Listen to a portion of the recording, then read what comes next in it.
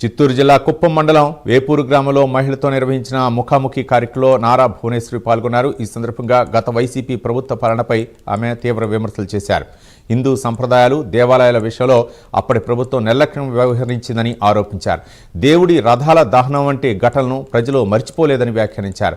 గతంలో ప్రజలు తమ అభిప్రాయాలను స్వేచ్ఛగా వ్యక్తం చేయలేని పరిస్థితులు ఉన్నాయని భువనేశ్వరి అన్నారు.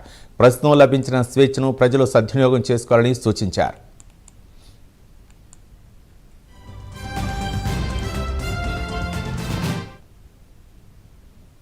సంవత్సరాలు దేవాలయాలంటే గుర్తుకొచ్చింది.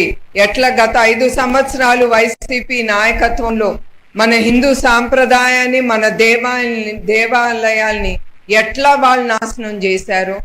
దేవుణ్ణి ఊరేగించే రథాలని కూడా వాళ్ళు కాల్ చేసేశారు. అప్పుడు నోరిప్పేవారు ఎవరూ లేరు. నోరిప్పితే మీరు ఉంటారో లేదో మీకే తెలియదు. ఆ భయంతో మనందరం బ్రతికాం.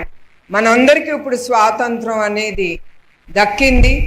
అది మీరు దుర్వినియోగం చేసుకోకుండా మీ అవసరం కోసం, మీ కుటుంబ అవసరం కోసం చంద్రబాబు నాయుడు గారు చాలా పథకాలు తీసుకొచ్చారు. ఈసారి ఎస్పెషల్లీ మన మహిళలకి డ్వాక్రా మహిళా గ్రూప్సే కాదు, ఆ పథకాల్లో P4 అనేది ఉంది.